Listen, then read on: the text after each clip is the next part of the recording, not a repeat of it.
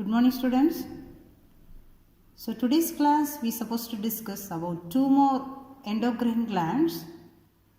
The one is thymus gland, another one is adrenal gland. Fine. So already we have discussed about this pituitary gland as well as this thyroid gland. So today we are going to discuss the two more chapters, this endocrine glands, that is thymus as well as adrenal gland. Let us move to the topic. Fine. So the first one is the thymus gland. Actually, this thymus gland is a partial endocrine gland. Okay, thymus is partial endocrine gland because it's one of its function is going to secrete this hormone, and its major function is it is one of this lymphoidal organ. So lymphoidal organ in the sense the organs which is involving in this immune function is known as a lymphoidal organ. So thymus is actually it's a major lymphoidal organ. It's a primary lymphoidal organ, but it is secreting the hormones also. Hence we have included this thymus as one of the endocrine gland. Fine. Let us see about its structure and the hormones which is secreted by this thymus. Fine. Okay. So can you guess its location? The thymus gland is located just above the heart and behind the sternum. Above the heart and behind the sternum, in the sense sternum is a chest bone, central chest bone which is present between the rib cages. So behind the sternum and above the heart this thymus gland is located. The actual functions of this the thymus is recently only found, right? Okay, so let us see about this, its anatomical structure. So if you look into the structure, the thymus is covered by this capsule. A layer of covering is known as capsule. Okay, then internally we can split this thymus into two different regions. The one is this cortex region, so it is mentioned as a cortex region. Another one is the innermost part is known as the medulla region. So cortex as well as medulla, right? This is the two regions of this thymus. Okay, and now let us see its secretions. Actually, thymus is secreting this four main hormones. The thymus is secreting the four main hormones. The name of the hormones are thymolin, thymosin, thymopoietin and thymic humoral factor. So these four hormones are secreted by this thymus gland. And this thymus actually, as we said already, the thymus is involving in the lymphoidal function, means immune function. Okay, so the thymus is producing actually the lymphocytes known as T lymphocytes. Hope you may learn in this blood. Blood consists of three types of cells: RBC, WBC as well as platelets. Among this, WBC has several types. One type is the lymphocytes. So in the lymphocytes, even two cells are there. One is B lymphocyte, another one is T lymphocytes. So these T cells will get the maturity in this thymus. Hence it is known as the T cells. Especially this is involving in this cell-mediated immunity. Which means when we get these diseases, these cells will be activated against this invading antigens and it will eliminate it. Understand? So that is actually the major function of this thymus, and again it is secreting these major four hormones also. Okay, so hope you have clear about the structure and these hormones of this thymus. Fine. Okay, so look at here. So thymus gland, as we said, thymus is secreting four hormones. The name of the hormones are thymolin, thymosin, thymopoietin as well as thymic humoral factor. So this is otherwise known as THF, thymic humoral factor, right? And its function specifically we could say production of T lymphocytes. So T lymphocytes are involving in this immune function. Clear? So let us go for the next gland, endocrine gland, and the major gland known as adrenal gland. Clear? Fine. So let us go for the next gland. It is adrenal gland. So adrenal gland is otherwise known as suprarenal gland. Suprarenal glands. Why it is known as a suprarenal gland? Because this para-adrenal gland is located on this renal organ is known as kidney, right?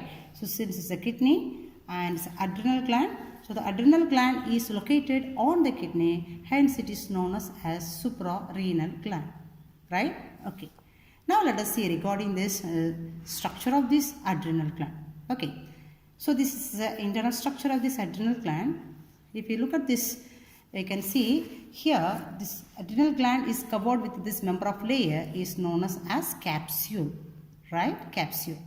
And internally we can say it is divided as two regions. The outer region is known as adrenal cortex and the innermost region is known as adrenal medulla.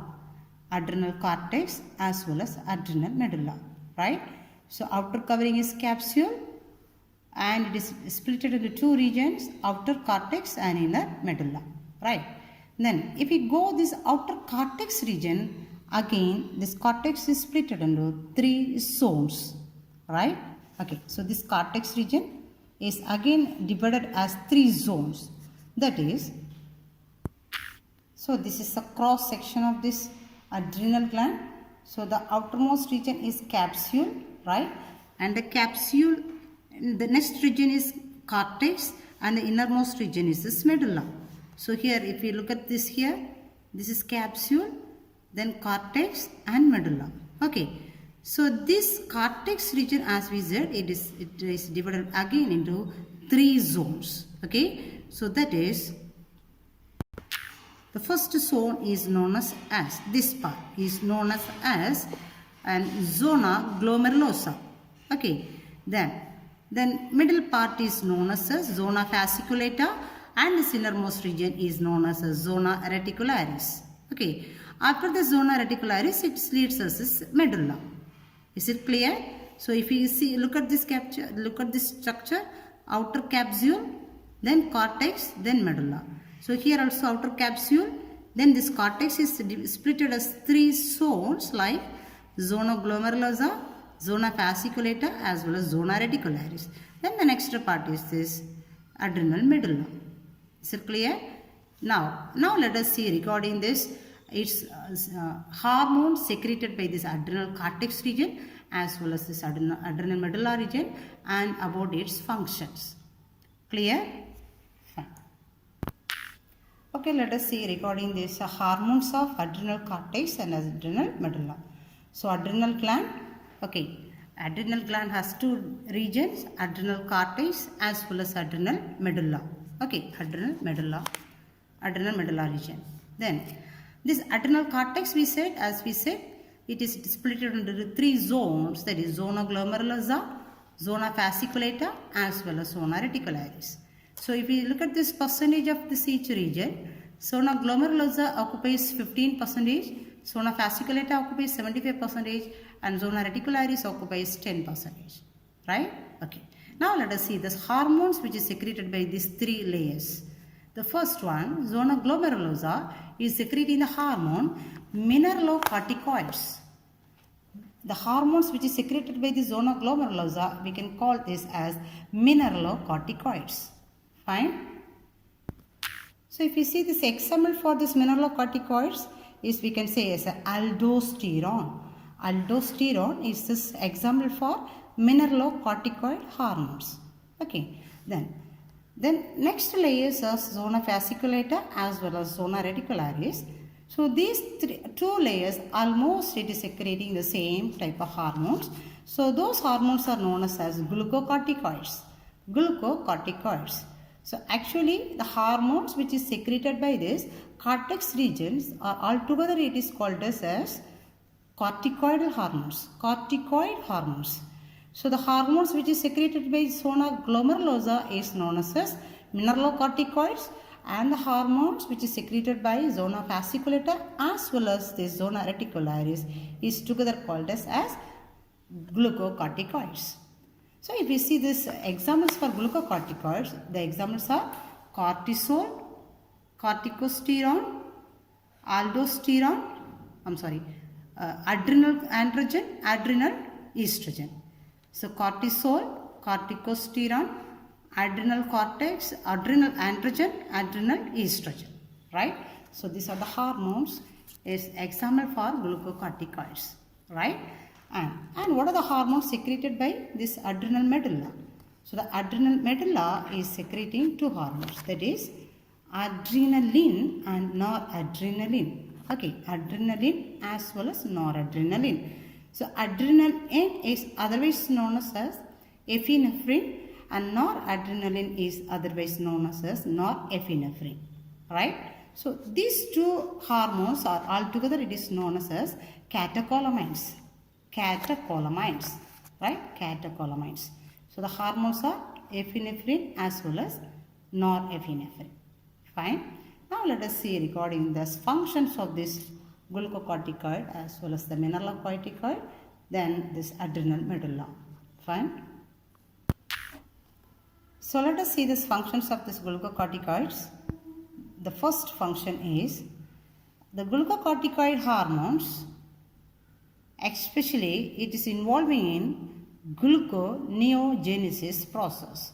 Gluconeogenesis process. So what do you mean this gluconeogenesis? It's nothing else.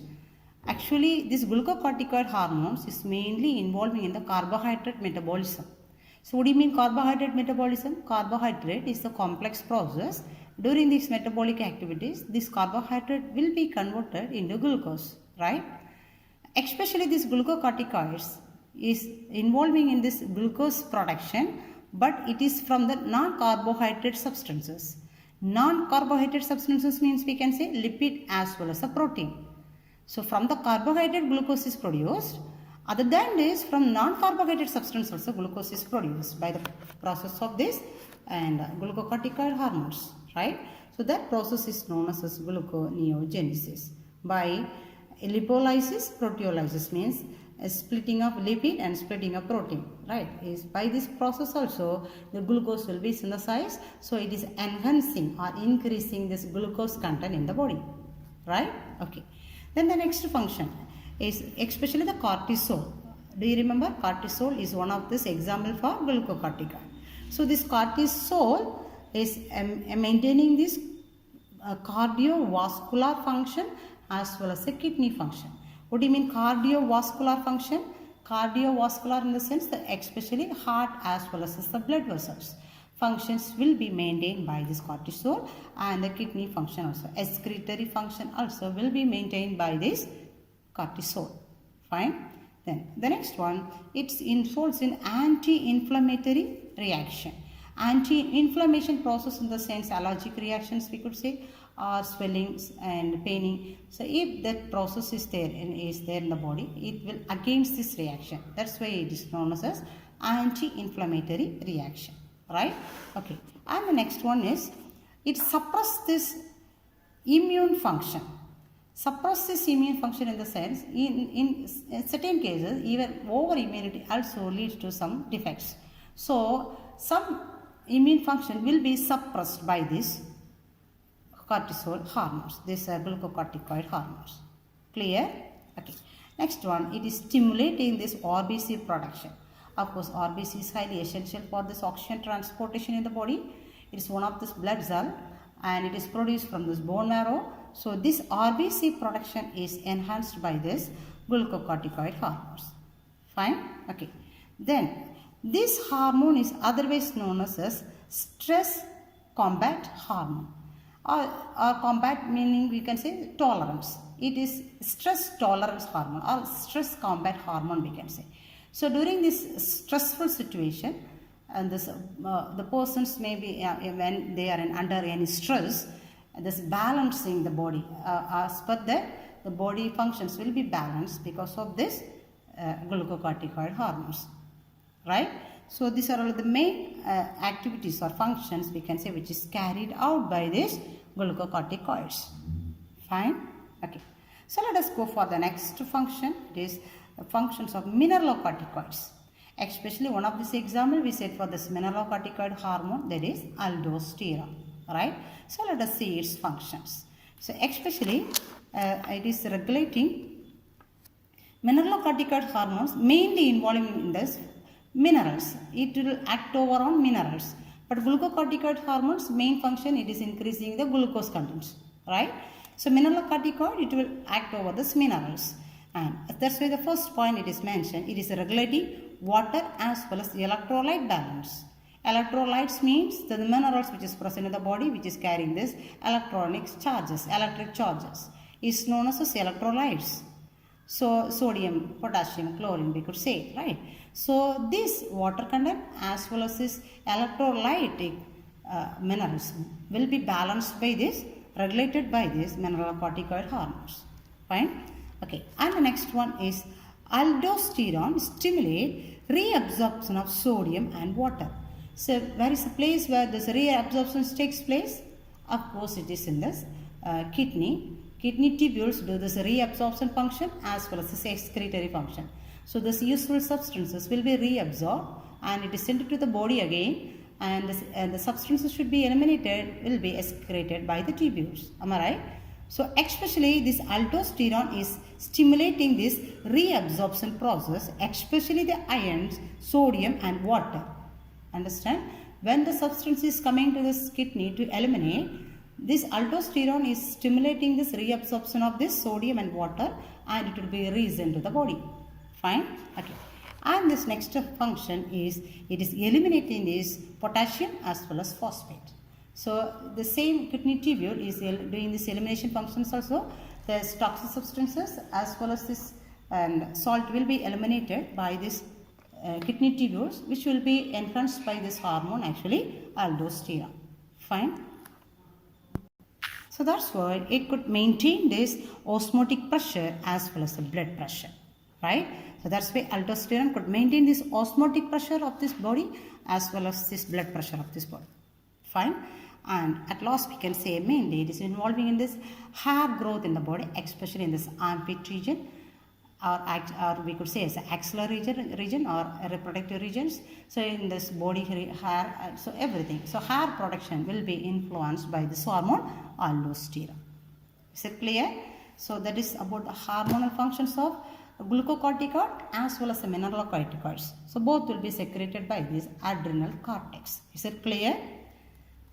Fine. Now let us go for this next region of this adrenal gland is adrenal medulla. So let us see the hormones and its function. So already we said regarding the hormones of the adrenal medulla. Could you say what are the hormones? It is adrenaline and noradrenaline. Am I right? Or it is known as epinephrine or norepinephrine. Right? Okay. Now let us discuss regarding its function. Okay. So the first function is these adrenaline hormones are otherwise known as 3F hormones. 3F hormones.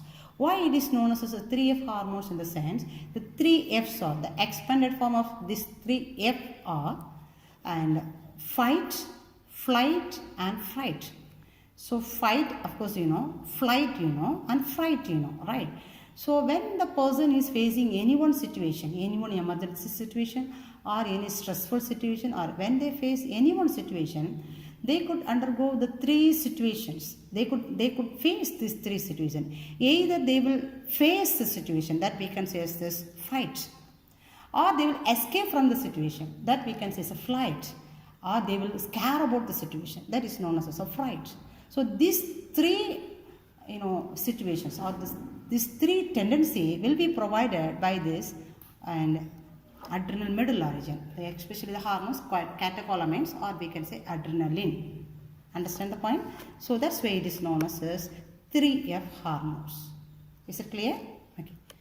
Now here the next function is it is converting adrenaline, especially adrenaline is converting liver glycogen into glucose. What do you mean glycogen? So that when this glucose is produced from the carbohydrate, during the carbohydrate metabolism, carbohydrate will be converted into glucose, right? So the glucose will be utilized by the cells for the production of energy. So the excess of glucose will be stored in the form of this fat in the glycogen, in the form of glycogen in the liver cells, right?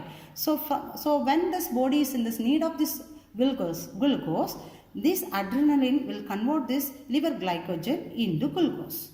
Understand? So whenever it is necessary, it will be converted, the glycogen will be converted into glucose. Understand? Okay. And the next is the fat cells. So fat cells consist of the fats, and that fat will be converted into fatty acid by this adrenaline hormone. So the adrenaline will convert this fat into fatty acids. Clear? So fats are stored in the fat cells. Okay. Then it is increasing the heartbeat as well as the blood pressure when the stressful situation. Of course, we know this during the stressful situation, and the heartbeat will be increased and the blood pressure also will be increased. That is because of the secretion of adrenaline hormone. Right?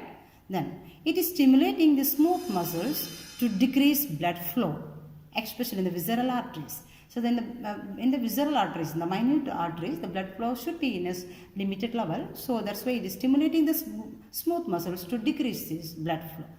Right? Okay. And the next one, it is increasing the blood flow in the skeletal muscles.